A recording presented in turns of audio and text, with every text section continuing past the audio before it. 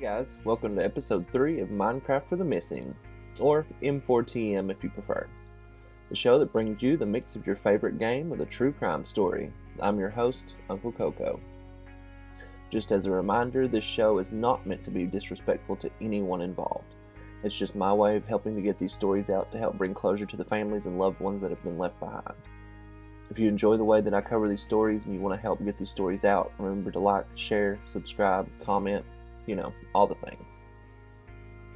I did mention it in the first episode, but I do want to mention it here again just in case anybody new is popping in. But of course the focus of these videos is the cases, not what's actually happening in Minecraft. I'm also not really good at Minecraft. I do, and I'll continue to try and make what you're seeing interesting. But the focus is, of course, the cases and getting them out there.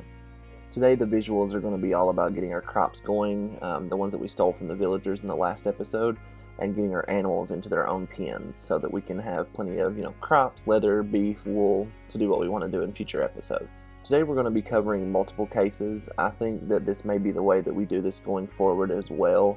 Just do the information available for the cases that I am looking into. I try to find unsolved disappearances or murders that haven't gotten much attention with the media. Right now, as I'm sure you've already noticed, I am starting with Ohio. That's just because that's where I'm located, and I feel that's where I should start. I'm going to be branching out more in the future. It's just easier to get going right now, focusing on things that are near me, because it is my community, and I feel like that I should help as much as I can, and this is the way that I know to do that. If there is anything that you do want to see that's not in Ohio, it can be anywhere, and I can get information on it or speak to someone that has the information on it. Just let me know, and I will do my best to get it out as quick as I can. 2 of the 3 cases that we're going to discuss today have had a bit of media. I did feel that they still haven't had as much as they could. The first one is really short due to there not being any information on the case out there. That's actually the problem that I continue to run into, just because they don't have that coverage, which is why we're here. I have no information to share, so it's taking me a little longer to get things out just because of this. When I try to look into something, there's no information on it. So that was what helped me make my decision to put multiple cases into the episodes. With all of that being said, let's move on to the cases. Today we're going to be starting with the shortest case, the vanishing of Crystal Ann Corbin. Crystal Ann Corbin was 48 years old when she vanished in December of 2016. On December the 27th, 2016, she left her home in Windsor Township, Ohio, with an unknown friend, taking with her about 3 weeks worth of her medications as well as a small suitcase, telling her loved ones that she would be back by December the 29th of 2016. When Crystal did not return on this day and no one was able to contact her, her family reported her missing the following day. There's been no usage on her cell phone or her credit cards since that date, and no one has heard from her. She's listed as an endangered missing person and that she needs her medications for unspecified reasons. She is a white female with brown hair and blue eyes. She's about 5'3" and 180 pounds. It's listed that she has birthmarks and tattoos, but not what those might actually be. And anyone with information on her disappearance or her whereabouts are asked to please contact the Morgan County, Ohio Sheriff's Office at 740-962-4044. Our second case is probably the most well-known of the 3 that we have today, and has had the most media attention. It's been linked to some other disappearances that occurred around the same time in Cleveland, Ohio. They've never been officially linked, just whispers and rumors that it possibly was related. Ashley Nicole Summers was born June the 16th, 1993. In 2007, she was just a 14-year-old girl living in West Cleveland, Ohio. She didn't exactly have a permanent home. She seemed to bounce around between family members, and the reason for this seemed to be that Ashley began dating a 16-year-old boy named Gene just before she turned 14. So she was actually 13 and started dating a 16-year-old boy. Which her mother Jennifer obviously didn't approve of. Ashley would actually sneak Jean into the house while her mother was at work, and she would never get away with it because her younger siblings would always give her away. One day, Ashley did also decide to steal money from her mother's drawer and get a heart-shaped tattoo with Jean's name in the center on her arm. Again, Jennifer was horrified and decided that Ashley should live with Ashley's grandmother. Jennifer thought that this would help keep Ashley away from Jean. And Ashley did technically move in with her grandmother, but she also stayed a lot with her great-uncle Kevin Donathan and had recently inquired about moving in with her Aunt Deborah just before she disappeared, but she never actually got to move in with her. The day that Ashley was last seen was between July the 4th and July the 9th. Sources do vary on the actual date. She seems to have spent the night at her great-uncle Kevin's home. That morning, Ashley and Kevin actually got into an argument after he claims that he saw messages on her phone and she had been talking bad about other family members, so he broke her phone. After this, Ashley took off after gathering all of her clothes up, and she headed over to Kevin's brother, her great-uncle Keith Donathan. The dates are different just depending on where you get the information, but she went to Keith's home for either a 4th of July pool party or for Keith's birthday party. Either way, it was a pool party, and Ashley's family actually described her as looking, quote, down in the dumps, end quote. At least she looked that way until she started playing with the children in the pool. Keith Donathan says that Ashley was at the pool party for a few hours, and she left after she said goodbye to everyone, telling them that she was going to head to her aunt Christina's house at about 6 p.m. Ashley's aunt Christina only lived a few blocks away and was described as being about a 10-minute walk. 2 days passed before Ashley's mother Jennifer called her own mother to check in on Ashley, since she hadn't heard from her. Ashley's grandmother informed Jennifer that she was at her great-uncle's home. So Jennifer called Kevin, and he said that Ashley was with her grandmother. It was that moment that everyone realized that no one had seen Ashley since she had left the party. Now, if you know anything about a missing persons case, then you know that the first 48 hours that someone vanishes is the most important. Jennifer decided to go to the Cleveland Police Department, and she did file a missing persons report. Of course, as they do, Ashley's disappearance was treated as a runaway case, and they just told Jennifer that Ashley would be back in a few days. As you know, we wouldn't be sitting here, though, and talking about this if that were the case. Even though the police weren't taking the case serious to begin with, Ashley's family created their own search party and searched the neighborhood and surrounding areas to no avail. A month after Ashley vanished, Jennifer received a phone call from an unknown phone number. The caller said, quote, "It's me, Mom. I'm okay," end quote. Jennifer says that she wasn't completely convinced by the call. 3 months after the strange phone call, Ashley's step-grandmother and her grandfather believed that they saw Ashley on West 44th Street. They said that the person that they saw was the same height and build as Ashley, but their hair was cut short and dyed blonde. By the time they got the car turned around to see if it really was her, the girl had disappeared down a side road. The police did eventually start to take the disappearance a little more seriously and questioned Gene, Ashley's boyfriend.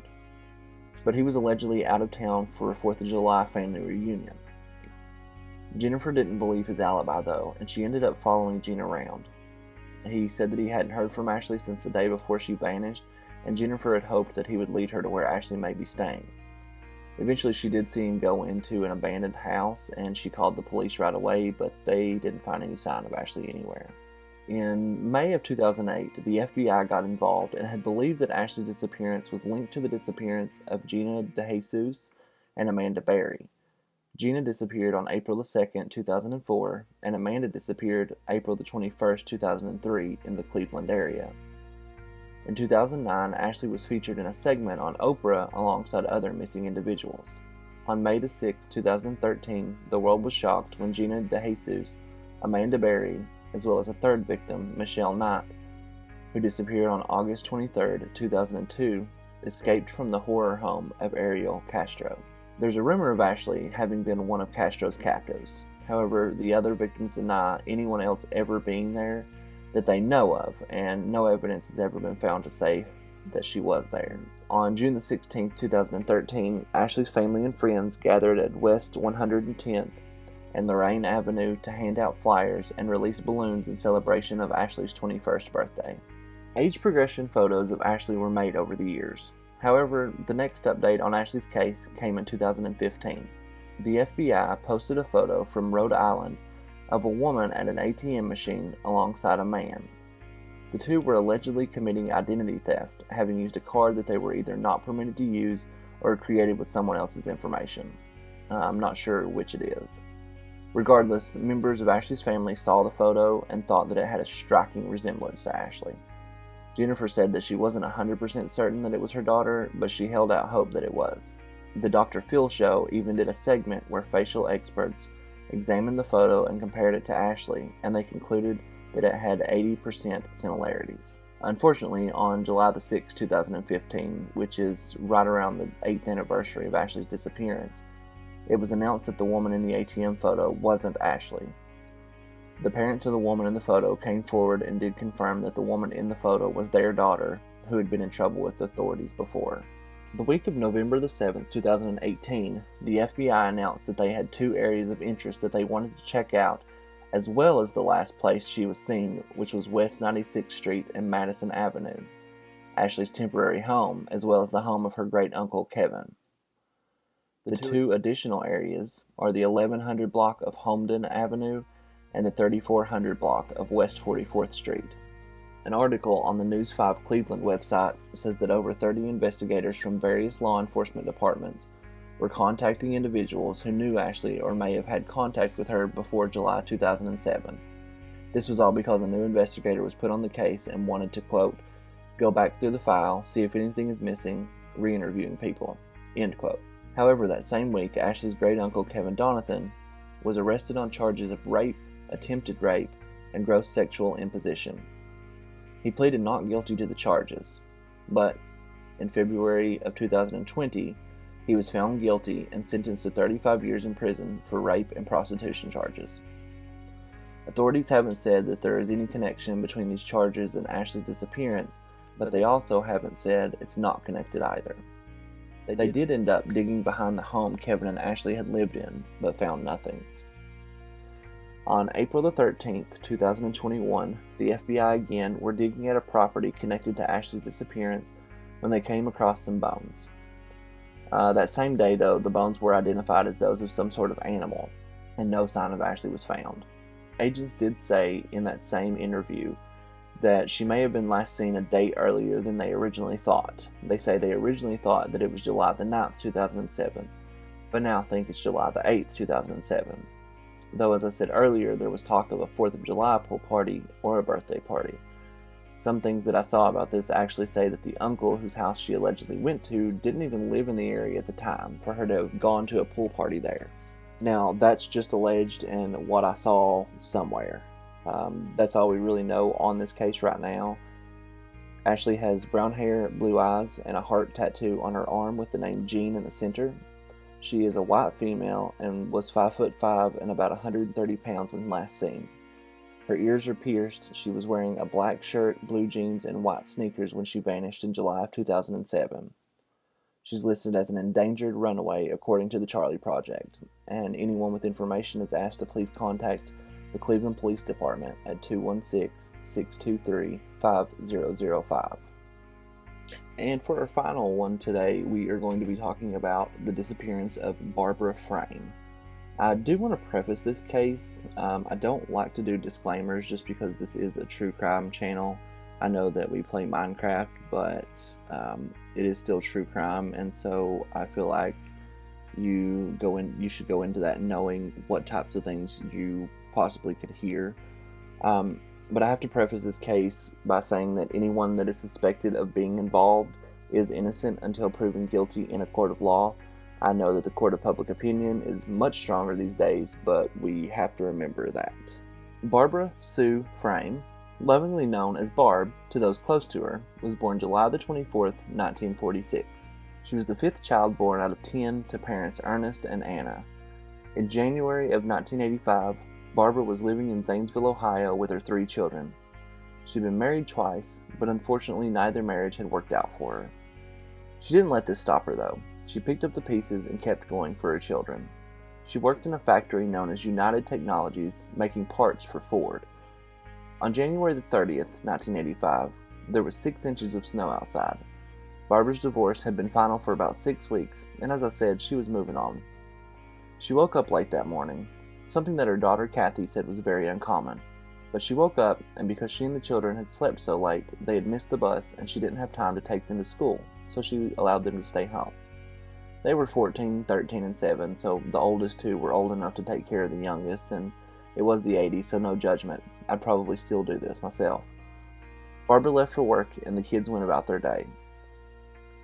During the day, Barbara's oldest child, Kathy, was lying in her bed reading when a sheet of ice slid off the neighbor's roof and came through her bedroom window. Barbara got home that evening around 5 p.m., walked inside, took her coats off, and decided to start dinner. I'd either read or heard somewhere that she put cardboard over the window, but it could have been Kathy that put the cardboard over it. Either way, someone did. And then they closed that bedroom door. Barbara got ready to start fixing chili for dinner, Kathy recalled in episode 143 of the Unfound podcast, which is linked below. While Barbara was getting things together to fix what I'm sure would have been a delicious kettle of chili, there was a knock at the door. While listening to the Unfound podcast, I gathered that no one was surprised who was knocking. Kathy answered the door to find Jeff Frame, Barbara's ex-husband, standing there. Jeff had been coming by every day since they moved into their new house. He only lived a couple of houses away from them, so he made a habit of coming by to try and get Barbara to come back to him each day. Kathy said that the only reason that Jeff had agreed to the divorce was because Barbara had told him if he fought it, she would have to bring up the abuse and drug use to the court, and Jeff didn't want that at all. So, Barbara told Kathy that she would be right out to speak with him, as she had been doing every other day. Kathy isn't sure what Barbara and Jeff spoke about, but Barbara came back out of the room they spoke in and said that she had a lawyer appointment she had forgotten about and had to get to right away. And Jeff was rushing Barbara, which was annoying her, according to Kathy. Kathy did also recall her mother saying that it had something to do with signing paperwork in regards to the house that Jeff was living in, that they had all lived in and shared when they were still married. She also said that she was going to speak with the landlord who lived next door about getting the window fixed as soon as possible, as well as stopping by to see her mother, who was actually in hospice care at the time. So Barbara and Jeff left the house, and Barbara's never been seen again. Barbara's mother, unfortunately, did pass away. I believe it was 3 days later. Kathy said that she waited about 3 hours, so it was around 8 or 8:30 p.m., before she decided to fix something for herself and the boys to eat. Her worry was minimal at that time, but she was still worried about her mother, especially since she had left with Jeff. After they ate, the boys went to bed, and Kathy set the alarm in the living room where Barbara normally slept, and Kathy lay down in there as well due to her room being so cold after the window broke earlier that day. The alarm went off that morning, and Kathy awoke to turn the alarm off, and her mother wasn't there. Kathy says that she already had a bad feeling and was worried that she would never see her mother again, but had hoped that she was wrong. A work friend of Barbara's actually came by that morning because they usually carpooled together. Kathy had to tell the friend that she would have to drive on her own because her mother wasn't there. Kathy did mention that she was worried about her mom to one of her friends, but she didn't mention it to anyone else. I feel like I probably would have done the same thing at 14. I would probably be worried that I was making a fuss out of nothing and end up getting my mom in trouble if nothing was actually wrong or going on. So Kathy and the boys got home from school, and she waited for Barbara to hopefully come home from work. Kathy had assumed that you had to wait 24 hours to report someone missing, which is not the case. You can report someone missing right away. The authorities just don't like to because it's paperwork and they don't want to do it, so they make you wait.